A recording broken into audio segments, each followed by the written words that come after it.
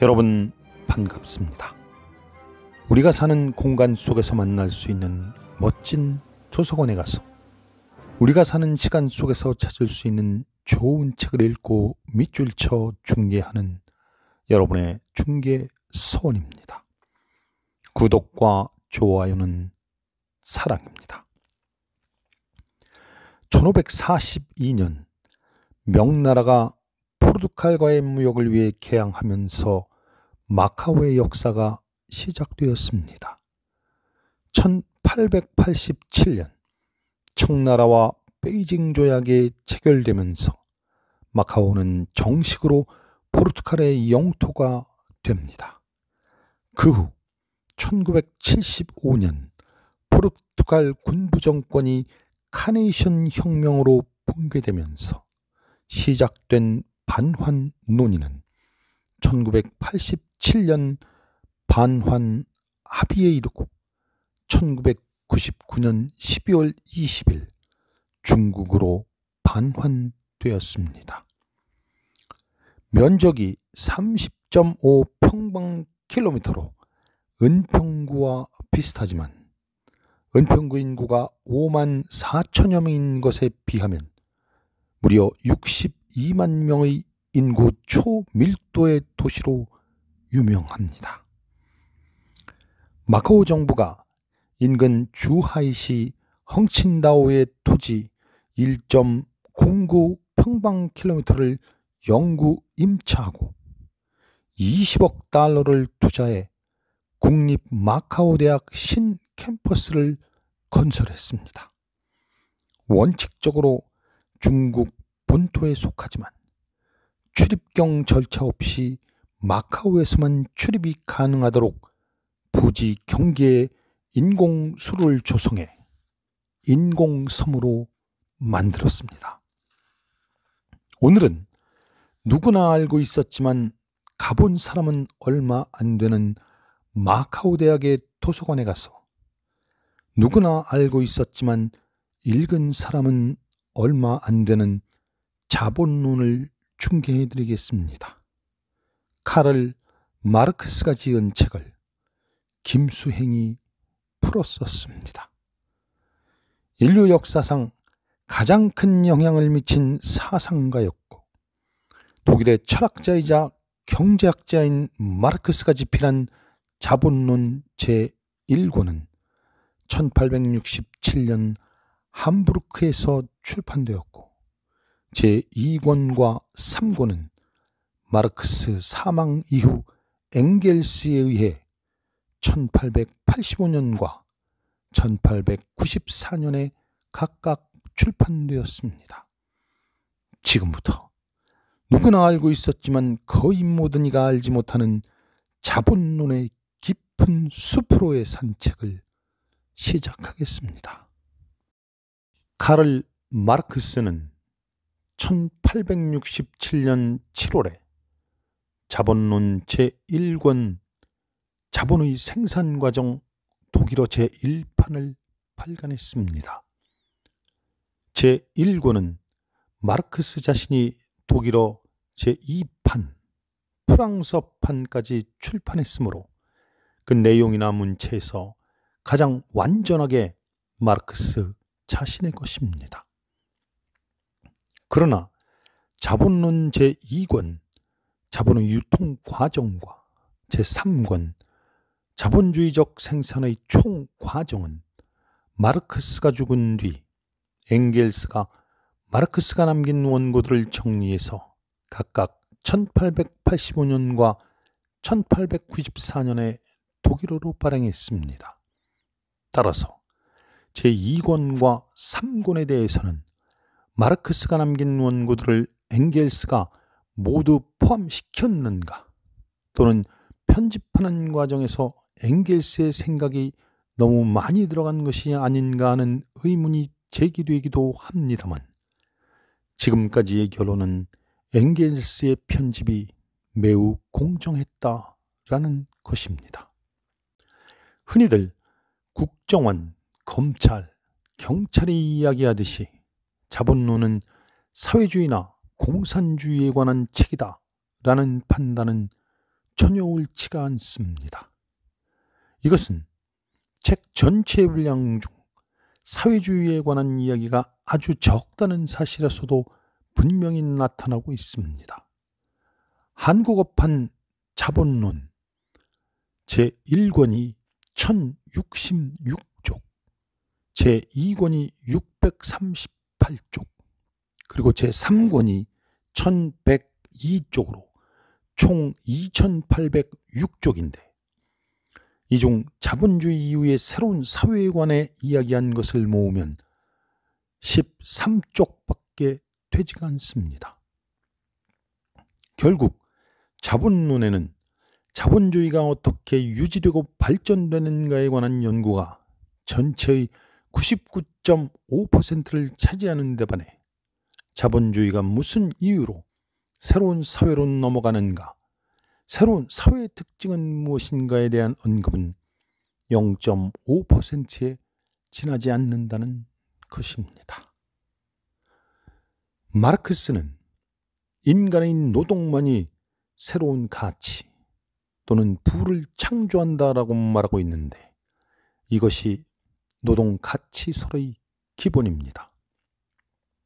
그리고 마르크스가 경제의 구성 요소 중에서 생산을 가장 중시한다는 것은 생산하지 않으면 교환, 분배, 소비가 있을 수 없다는 의미뿐만 아니라 무엇을 어떻게 생산하는가에 따라 교환, 분배, 소비의 형태가 달라지기 때문입니다.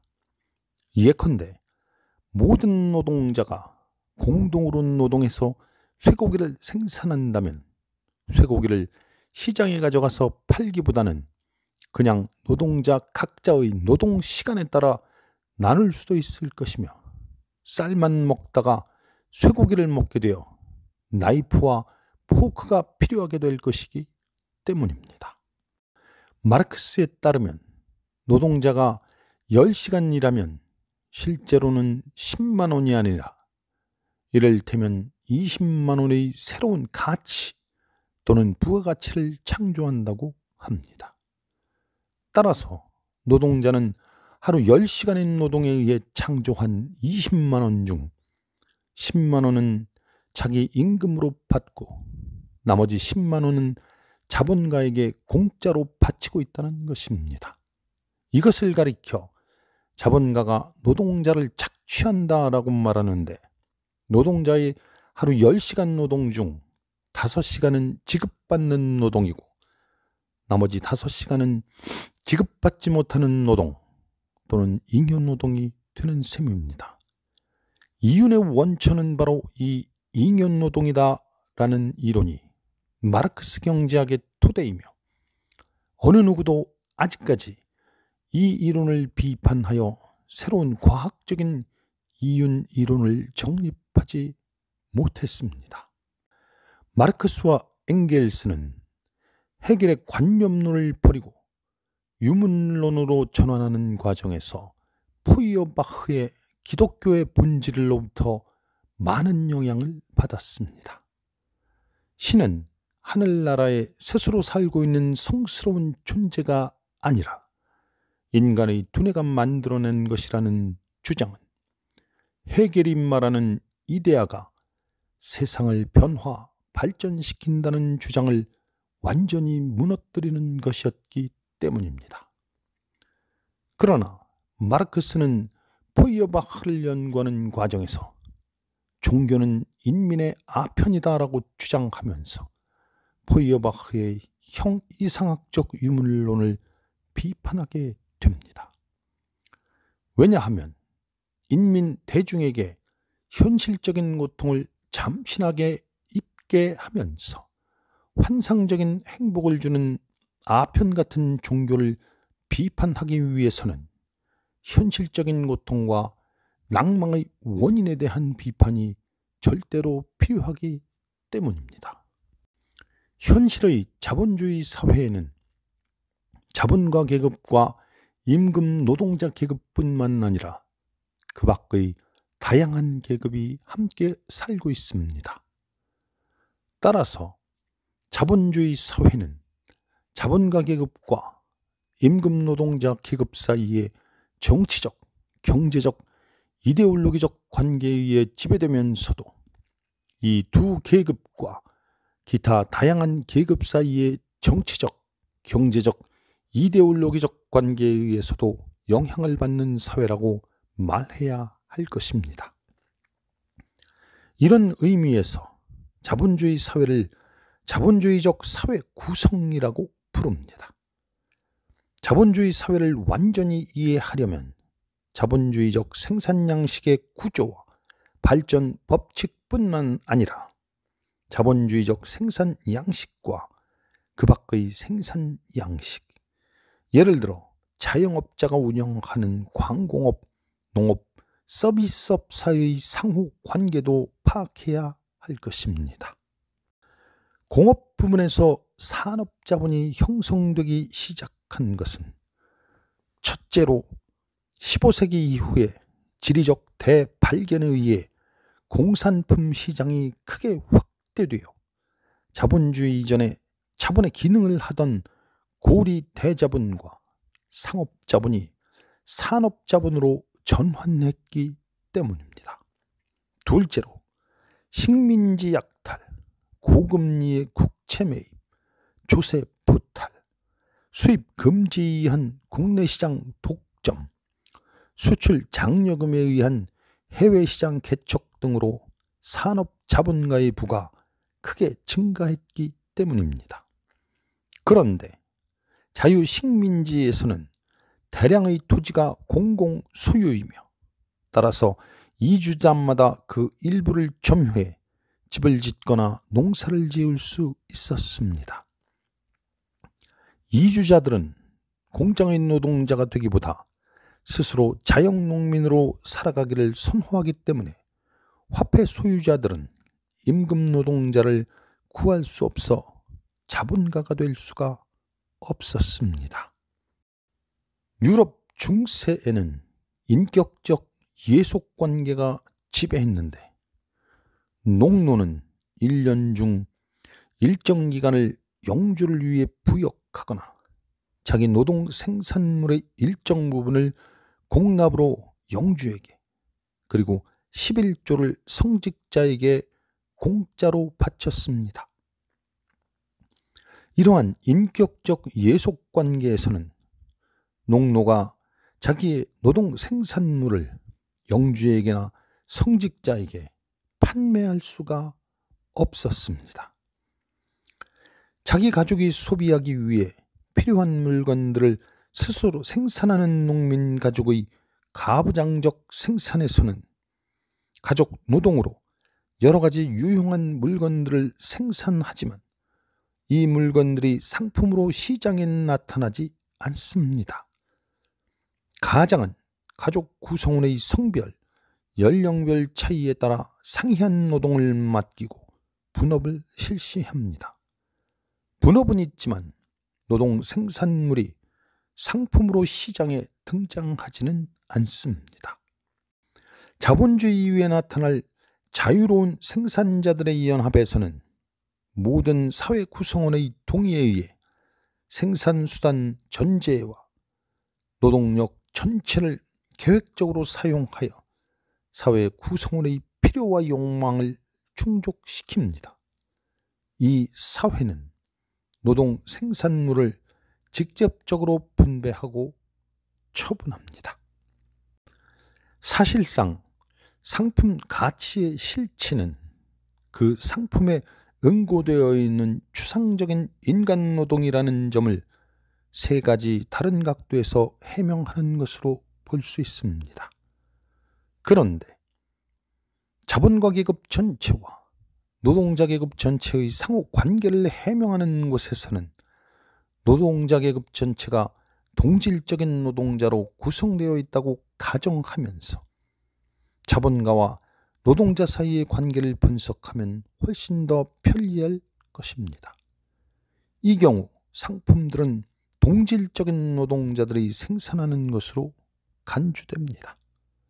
또한 상품 가치의 실체가 동질적인 인간 노동이라고 하면 상품 가치의 크기는 당연하게도 그 상품에 응고되어 있는 동질적인 인간 노동의 양이 될 것이고, 이 가치의 크기는 그 상품의 생산에 드는 노동 시간으로 측정되어야 할 것입니다.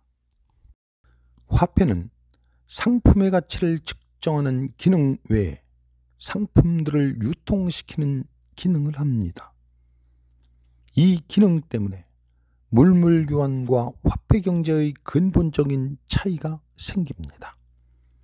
물물교환에서 갑은 자기 생산물, 예컨대 들소 가죽을 팔면서 동시에 을의 생산물, 예컨대 창을 사기 때문에 판매와 구매가 동일한 시간에 동일한 장소에서 동일한 개인들 사이에서 이루어지며, 따라서 판매와 구매가 필연적으로 균형을 이룹니다.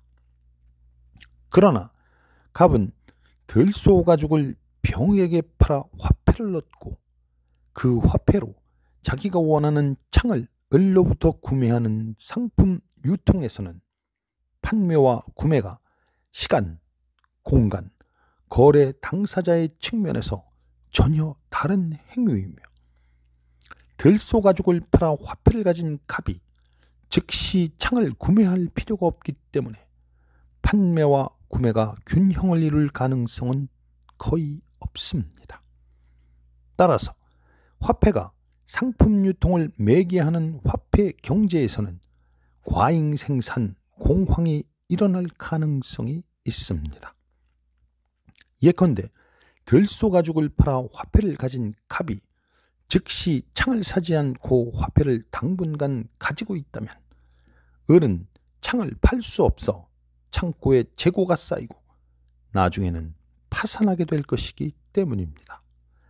리카도나 세 등의 경제학자들이 자본주의에서는 과잉 생산이 발생할 수 없다고 말할 때, 그들은 자본주의 경제를 물물교환 경제로 잘못 보았기 때문입니다.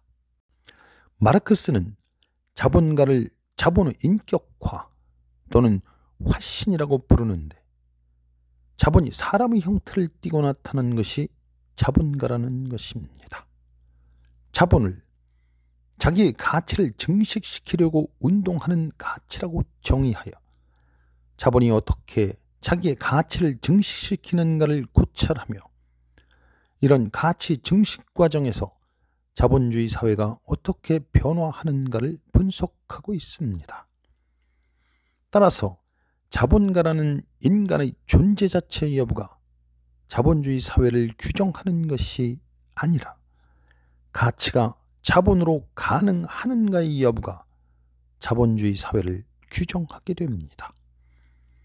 가치가 자기를 증식시키려고 노력하는 것이 결정적 요인이며, 그 운동을 관리하는 주체가 개인인가, 국가인가, 아니면 주식회사인가는 결국 부차적인 문제인 것입니다. 국영기업이 이윤을 추구한다면 그 기업의 소유주가 비록 국가이더라도 그 기업은 자본주의적 기업입니다. 또한 일본의 기업 집단이 기업 상호 간의 투자에 의해 설립하며 기업의 소유주가 여러 기업들이라고 하더라도 그 기업이 가치 증식을 도모한다면 자본주의적 기업임에 틀림없습니다. 노동 과정의 단순한 요소들로, 첫째는 인간의 한목적적 활동, 즉 노동 그 자체이고, 둘째는 노동 대상이며, 셋째는 노동 수단입니다. 노동 대상은 원료, 보조 원료, 반제품 또는 중간 제품이며, 노동 수단은 도구, 기계, 건물, 도로 등을 가리킵니다. 토지는 노동 대상도 되고 노동 수단도 됩니다.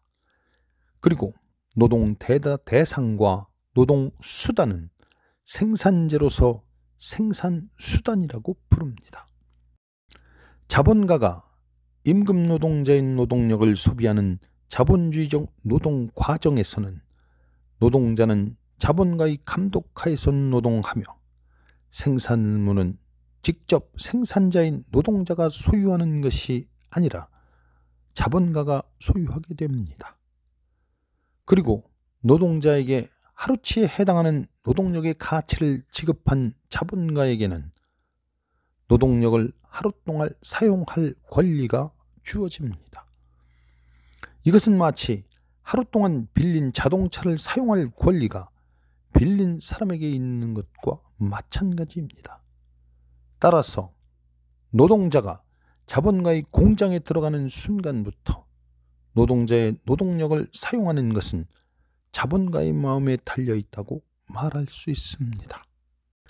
자본가들은 표준 노동일을 제정에 의한 노동일의 단축을 보상하기 위해 노동자들의 휴식 시간이나 식사 시간을 단축하거나 기계 운행 속도를 증가시키거나 노동자 한 사람이 다루는 기계의 수를 증가시키거나 시간급 대신 성과급을 실시하는 방법 등에 의해 노동자들로 하여금 짧아진 노동시간에 더 힘써 일하게 강요합니다. 이것은 노동력의 시간당 지출을 증가시키는 것을 가리키며 이를 노동의 강화 또는 노동 강도의 강화라고 부릅니다. 하루 10시간을 노동하더라도 2배 더 열심히 일하는 노동자는 보통의 노동자보다 2배 큰 양의 생산물을 생산할 것이고 따라서 2배 큰 가치를 창조할 것입니다. 왜냐하면 가치의 실체를 이루는 노동은 사회적으로 평균적인 생산성과 강도를 가진 노동이기 때문입니다. 노동자가 사회적 평균 강도로 20시간 노동하여 창조하는 가치와 평균 강도의 2배로 10시간 노동하여 창조하는 가치는 동일합니다. 공장제 수공업이라고 부르는 매뉴팩처는 종전의 수공업적 기술을 유지하면서도 다수의 수공업자를 임금 노동자로 하나의 공장에 모아 그들 사이에 분업 또는 노동의 분할을 실시함으로써 노동 생산성을 향상시켰습니다. 예컨대 마치 매뉴팩처는 종전의 독립적인 수공업자들, 예를 들어 수레바퀴 제조공, 마구 제조공, 재봉공, 자물쇠공, 가구공, 선반공, 유리공, 도금공을 하나의 작업장에 결합함으로써 생겨났습니다. 그런데 아담 스미스가 분업의 장점을 논의한 한편 매뉴팩처는 다수의 핀 수공업자들을 한 곳에 모아 작업 공정을 10개 이상으로 분할하여 하나의 작업 공정에 전문화시키는 것이었습니다. A는 철사를 2cm로 끊고 B는 철사 끝을 뾰족하게 하며 C는 머리를 만들고 D는 핀 100개를 작은 종이 상자에 넣는 일에 전념했습니다. 자본주의적 노동 과정은 매뉴팩처에서 시작한다고 마르크스는 보고 있습니다. 상품의 매매는 화폐를 상품으로 전환시키거나 상품을 화폐로 전환시키는 것에 지나지 않기 때문에 이처럼 행태를 전환하는 데 드는 노동은 아무런 가치도 창조하지 않습니다. 이것은 에너지의 생산 과정에서 불을 붙이는 노동이 필수적이지만 에너지 그 자체를 생산하지 않는 것과 마찬가지입니다. 상품의 매매 업무를 상업 자본가 대신에 그가 고용하는 상업 노동자가 수행하더라도 상업 노동자는 가치나 잉여 가치를 창조하지 않습니다.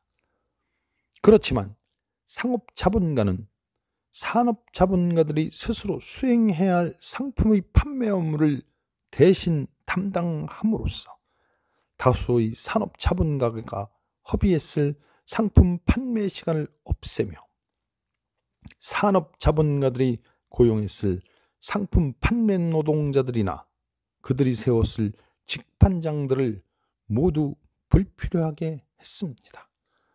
그렇기 때문에 산업자본가는 더욱 큰 자본을 생산적 노동자의 고용과 착취에 사용할 수 있게 된 것입니다. 다시 말해서 상업자본가는 산업자본가에 의한 잉여가치의 생산에 간접적으로 크게 기여합니다.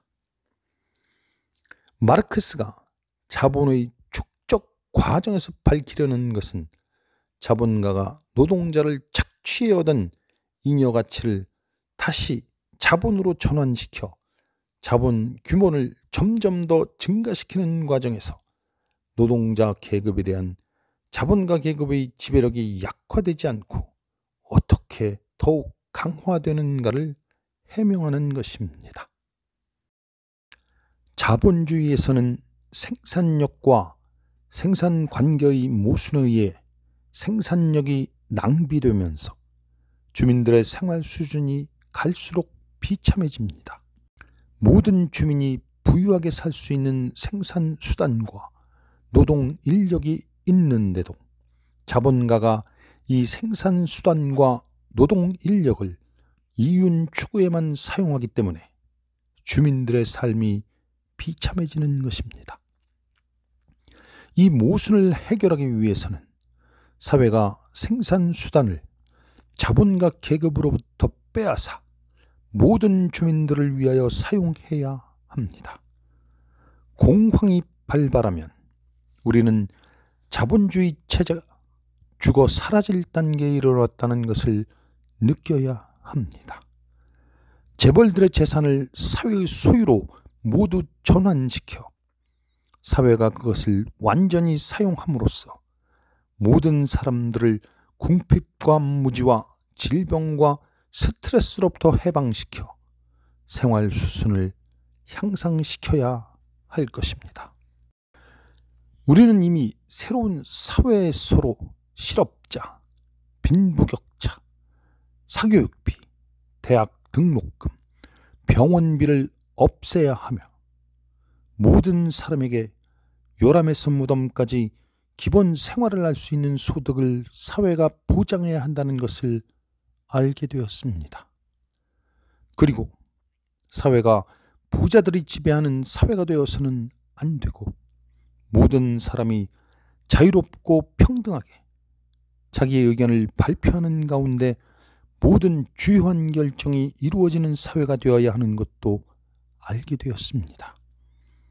비록 쉽지 않은 길이었지만 카를 마르크스와 함께 걸었던 자본론의 심오한 산책을 여기서 마치겠습니다. 여러분, 감사합니다.